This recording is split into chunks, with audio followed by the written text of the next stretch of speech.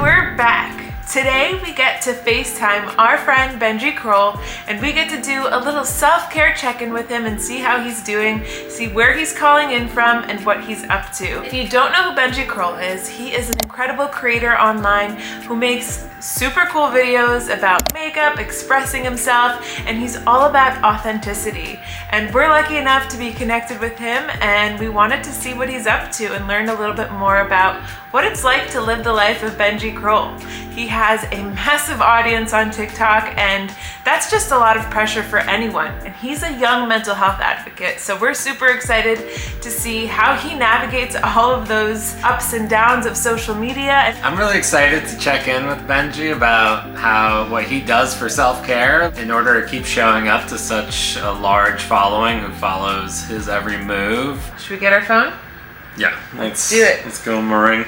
Give him a ring. Thank you for having me. Like, honestly, it's something really important to me, and like I really like what you guys do, and so I was super excited when you guys told me. I was like, whoa, that's actually really cool that you guys want me to be a part of it. Oh my gosh, of course. We feel the feeling is so mutual. We're like, what? Benji wants to be a part of this? I'd love to just check in on how you're doing. You're joining us from Spain, is that right? Right now I'm in Switzerland, and I'm doing pretty good, honestly. It's nice, when it's good weather out, it always can be better. But yeah, I'm doing pretty good. I'd be curious to hear how you take care of yourself, or if there's anything that you do in your daily routine that you're like, this is my go-to thing, either when you're stressed or just it's a part of your daily practice. What helps me feel better in any way is like just taking care of myself hygienically, because I feel like such a big thing that affects your mental health is also your physical health. And when you're not feeling your best, if you're not taking care of yourself, it can really push it down, really dig the hole deeper. And so whenever I'm not feeling my best, even if it's hard, I always try to shower, brush my teeth, make sure my skin's doing good. It's kind of like you're tricking yourself into feeling better. Even if you're not fully better, it's like a good step in the right direction, definitely. My one thing that I recommend to everyone, whenever I'm not feeling good mentally or creatively, or I'm having some sort of mental block, go on a bike ride or walk and listen to some music that makes me feel good or reminds me of a good period of life in my life, where I was feeling good and happy. And when I listen to music like that, I always feel better, and it reminds me, I was good and I have been in a good mental headspace, so I can get back to that. I love that. That's really special. I also really loved that you talked about, when you're not in a good mental state, going to those practices like hygiene, brushing your teeth, showering, because usually for me, if I'm in a tough mental health state, that's the first thing for me to go. I'm like, I don't want to shower. I don't want to do the things that actually make me feel good. So I love that your go-to thing is,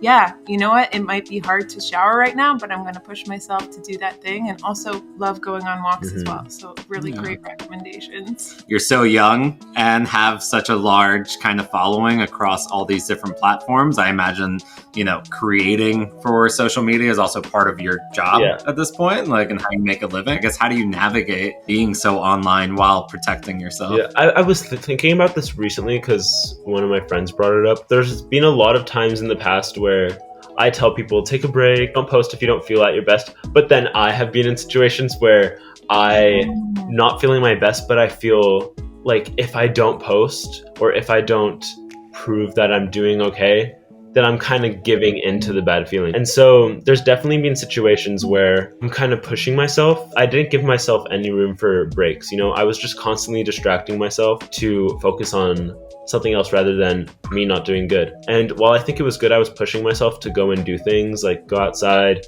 film something, keep up my creative headspace. I wasn't giving myself any room for dealing with what I was dealing with, But I've definitely learned to not push myself too hard. It's definitely a tough balance, knowing that that's your job. There's so much pressure if you don't feel your best. You don't want a camera in your face, but if that's your job, you kind of have to have a camera. Have you gotten to a point that you're delegating certain areas of that? I guess, how do you protect yourself from having so much feedback, both positive and negative, and all these comments coming in on a daily basis? I've definitely learned how to process things differently from what I receive online, the comments I get from people and what people say. Either way, I think we're all human, and seeing a comment about yourself is going to affect you, even if you've learned to deal with it in a certain way. When someone doesn't know your full personal life, I don't think they should have any, you shouldn't take what they say with your full heart, you know? Well, I get curious. I mean, is there kind of a group of friends, family, individuals offline that kind of give you that grounding outside of what you're seeing coming in through these platforms? I mean, definitely my parents can be really protective sometimes. I'm very transparent online when I'm sad or anything like that. And so my mom will definitely see it and she'll come in like, what did they say? That makes me realize, yeah, okay, maybe I am overreacting a bit, because if I think she's overreacting, then maybe I am actually overreacting about it as well. But yeah, my friends also are there always for me. Whenever I feel like I need to talk about something, I definitely go to a friend or someone, or I just post about it, because I'm really used to just posting a lot of things. But I like posting when I'm not feeling my best, so people see that it's normal, you know? Yeah, that makes a lot of sense. I know you shared a little bit that when you first started out, like you weren't as confident as you are now. If you could go back to that Benji, the younger Benji who was just starting out, who wasn't as confident and used social media as more of an escape, what would you go back and say to that version of yourself? Everyone's just worried that everyone's criticizing them, and I think that's what I was most worried about when I was younger. Definitely him, and like what a lot of other kids need to think about is, if you're so proud about something and you're worried about what other people will think, don't worry, because if they are going to criticize it then in a bad way and make fun of you, then there's no point in even caring about what they think, because it's worth caring about the people who will support you and will care about what you have to show, you know? And you'll never find those people unless you go out and find the confidence for it, you know? Absolutely. Wow, that's such a great perspective. Yeah, and I don't blame the younger version of you. I feel like when you're younger, you just assume everyone's like whispering about you, or it just comes with the age where you realize, oh my gosh, everyone is so caught up in worrying about themselves. There is no time to worry about me. And so I don't blame that Benji at all. I also want to reflect that you absolutely nail the authentic self. Like, it's very clear that you are your authentic self. I'd be curious to know, have you always been like that, where you're like, this is my authentic self? And, or did that discovery and learning about what your authentic self was? Definitely when I started using the internet as a way of projecting my real self, I definitely started acting like that in real life as well, because I was like, I enjoy myself online so much, why would I not act like this in real life as well, you know? But I really definitely would have hated myself before I did that, because he was so annoying. He really felt like he had to be exactly how he thought everyone would want him to be, you know? And I look back at myself and I was like, I really wasted so many years in school acting a certain way just because I thought I had to, you know?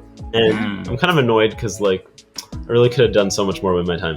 I have one more question that I'd love to ask. You share quite a bit about mental health with your audience. I'd love to hear you speak to someone in your audience who may be struggling with their mental health, or maybe they're struggling with just internal conflicts or figuring out how they can be confident themselves. Even if it's not something that you feel is productive, if you're getting up and doing something, you will feel better, I think. It's good to lie down and take rest, obviously, because your body needs rest. You need to sleep, you need to eat, you need to take care of yourself.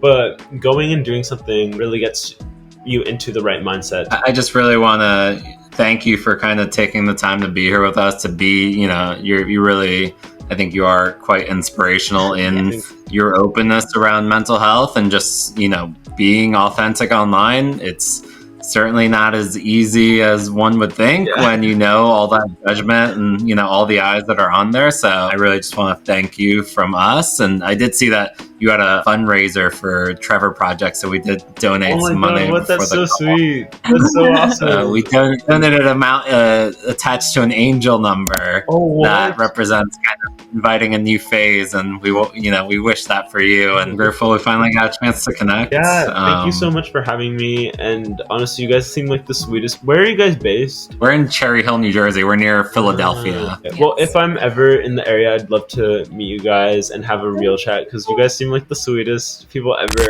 And that was it. We got to check in with Benji. That was so cool. I love getting a chance to just check in with folks. What a sweet human. Thank you so much for being here. If you're here, drop a comment below and see who we should check in with next. Give us a like, subscribe, join our channel, and come back next week if you like this video.